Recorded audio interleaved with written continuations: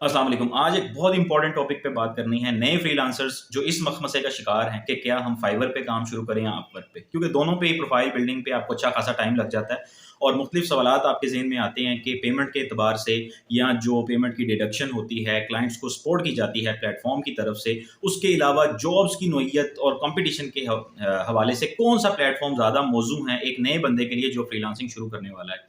हमने देखना है जो लोग तकरीबन पिछले 5-10 साल से यूज़ कर रहे हैं इन प्लेटफॉर्म्स को, उनकी राय के मुताबिक डिस्टिंग्विश करना है कि कौन सा प्लेटफॉर्म आपके लिए सूटेबल है। अगर चैनल को अभी तक सब्सक्राइब नहीं किया तो इस किस्म की बहुत सारी वीडियोस आने वाली हैं, इस चैनल पे पहले से अपलोड भी की जा चुकी हैं। चैनल को सब्सक्राइब कर लें ताकि वो वीडियोस जो वो उनसे भी आप इस्तेफादा कर सकें। तो आइए शुरू करते हैं। अच्छा, अपनी बात का बाकायदा तौर पर आगाज़ करने से पहले एक मरतबा ये जायज़ा ले लेते हैं कि इस वक्त फ्रीलांसिंग की जो मार्केट है वो मुसलसल ग्रो होते हुए खास तौर पे पिछले 3 सालों में 39% की ग्रोथ शो कर रही है। मतलब 39% लोग जो बाकायदा प्रोफेशनल जॉब्स कर रहे थे उन्होंने फ्रीलांस मार्केट प्लेस को ज्वाइन किया है।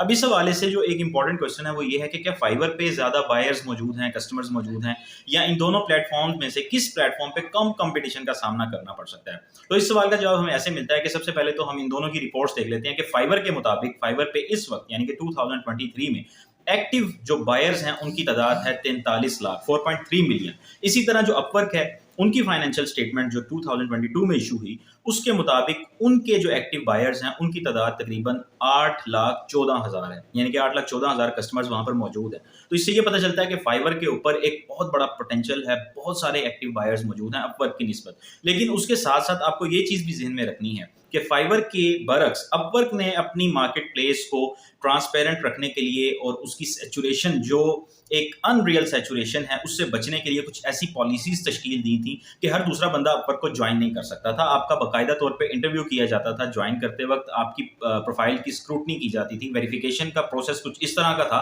कि आप सिंपल एक क्लिक करके अपनी प्रोफाइल नहीं बना सकते थे। इसलिए अपवर्क पे जो भी लोग मौजूद हैं आपको उनकी पेमेंट की वेरिफिकेशन का भी पता चल जाता है, आपको उनकी प्रीवियस जो उन्होंने स्पेंड किया है उसका भी पता चल जाता है, उन्होंने कितनी जॉब्स पोस्ट की हैं उसका भी पता चल जाता है। तो इन सब चीज़ों को देखते हुए अपवर्क जो है वो प्रोफेशनली बहुत ही सूटेबल प्लेटफॉर्म है। लेकिन अगर आप ये देखना चाहते हैं कि बायर्स की तादाद किस प्लेटफॉर्म पे ज़्यादा है तो उसके लिए आपको फाइवर सूट करेगा। अगर आप एक नए फ्रीलांसर हैं और आपको सिर्फ आप ये चाहते हैं कि यार कोई ऐसा प्लेटफॉर्म हो जहाँ पे बहुत सारे बायर्स हों ताकि कुछ ना कुछ तो मुझे रिस्पॉन्स मिले स्टार्ट में, तो उसके लिए फाइवर बहुत ज़्यादा सूटेबल है। अब इवेल्युएट आपने खुद से करना है कि आपको क्या चीज़ सूट करेगी। दूसरे नंबर पर जो चीज़ आती है वो इन दोनों की एक्सेस है कि जैसे फाइवर है वो तकरीबन इस वक्त दुनिया के 160 ममालिक में सर्विसेज प्रोवाइड कर रहा है। मुख्तलिफ लोग आपस में कनेक्ट होते हैं, 160 ममालिक में फाइवर को एक्सेस किया जा सकता है। जबकि अपवर्क की जो एक्सेस है वो फाइवर की निस्बत ज़्यादा है, 180 ममालिक में अपवर्क को एक्सेस किया जाता है और इसी मार्केट प्लेस में मुख्तलिफ बायर्स और सेलर्स आपस में मिलते हैं। फाइवर के ऊपर ज़्यादातर क्लाइंट्स ऐसे मौजूद हैं जिन्होंने कोई वन टाइम प्रोजेक्ट करवाना है और एक छोटा सा प्रोजेक्ट उनको कोई आपको 1000 वर्ड्स का आर्टिकल लिखने का ऑर्डर मिल जाएगा,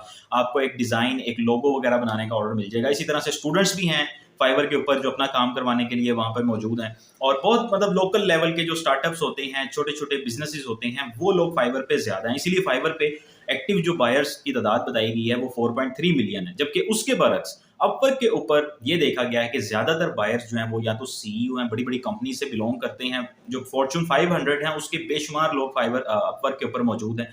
उसके अलावा अपवर्क के ऊपर जो क्लाइंट्स होते हैं वो आमतौर पर देख रहे होते हैं कि उनको लॉन्ग टर्म कॉन्ट्रैक्ट उनके साथ कर सके और 6 माह, 1 साल और फिर ये कॉन्ट्रैक्ट जो है वो इससे भी ज़्यादा बढ़ सकता है। तो इन दोनों में एक बड़ा बुनियादी फ़र्क ये भी है कि दोनों की जो मार्केट प्लेस है और जो दोनों की जो क्लाइंट बेस है उसके ऑब्जेक्टिव्स बहुत सारा काफ़ी हद तक मुख्तलिफ होते हैं। अपवर्क वाला क्लाइंट होगा चूंकि वो एक प्रोफेशनल है, वो सीईओ है, डायरेक्टर है, या वो बाकायदा सोर्स कर रहा है एचआर, वर्चुअल एचआर वो सोर्स कर रहा है, तो वो आपको ज्यादा पे करेगा फाइबर की। ये बात आ जाती है पेमेंट डिडक्शन की, तो यहाँ पे भी अपवर्क के नंबर बहुत ज्यादा है। अपवर्क पे ये सिचुएशन है कि अगर आप $500 तक का कोई प्रोजेक्ट कर रहे हैं तो अपवर्क आपको डिडक्शन फी चार्ज करेगा 20%। अगर $500 से $1000 के दरमियान में आपके प्रोजेक्ट की टोटल कॉस्ट है, जो प्राइस आपने बिड की है, जिसपे आपको प्रोजेक्ट मिला है, तो अपवर्क आपको चार्ज करेगा 10%। और अगर आपकी वो प्राइस $1000 से भी ज्यादा है तो अपवर्क आपको चार्ज करेगा 5%। और ये लाइफ टाइम अर्निंग इसमें एक्यूमुलेट होती है। अगर आपके अपवर्क पे आपने $10,000 की अर्निंग कर ली है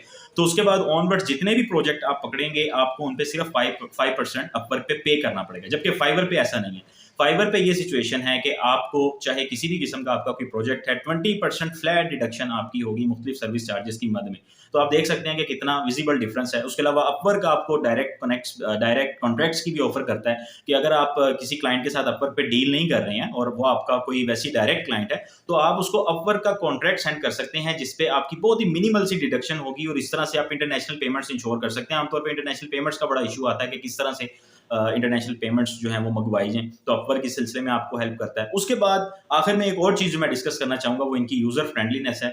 अगर आप अपवर्क को ज्वाइन करते हैं और वहाँ पे आपको प्रोजेक्ट्स मिलने लग जाते हैं, तो आपको भी उतने ही राइट्स मिलते हैं जितने के बायर्स को मिलते हैं। फाइवर पे ऐसा कुछ नहीं है। फाइवर पे बायर्स को ज़्यादा सपोर्ट किया जाता है, क्लाइंट्स को ज़्यादा सपोर्ट किया जाता है और उनकी किसी कंप्लेंट पे या किसी भी तरह की अगर वो आपके अगेंस्ट कोई रिक्वेस्ट फाइल करते हैं तो उनको प्रेफरेंस दी जाती है। जबकि अपवर्क जो है वो इस सारे सिचुएशन को बड़े अच्छे अंदाज में स्क्रूटनाइज करता है, पूरी वेरिफिकेशन करता है और फिर देखता है कि क्या क्लाइंट का कसूर है या ग्रीवेंसेस जो हैं वो अगर तो फ्रीलांसर के हैं तो फिर वो फ्रीलांसर को सपोर्ट करता है। तो इस एतबार से अगर देखा जाए तो मैं तो आपको ये रिकमेंड करूंगा कि अगर आपको समझ आ गई है, आपके पास कुछ ऐसा स्किल है जिसे आप ऑनलाइन बेच सकते हैं, तो आपको अपवर्क के ऊपर मेहनत करनी चाहिए। अदरवाइज अगर आप इस हवाले से थोड़ा सा भाम का शिकार हैं कि जी मुझे जॉब्स नहीं मिलेंगी, मेरा लेवल है या मेरे पास जो स्किल सेट है वो ज़्यादा उसकी जॉब्स फाइवर पे अवेलेबल है, तो फिर आपको फाइवर ज्वाइन करना चाहिए।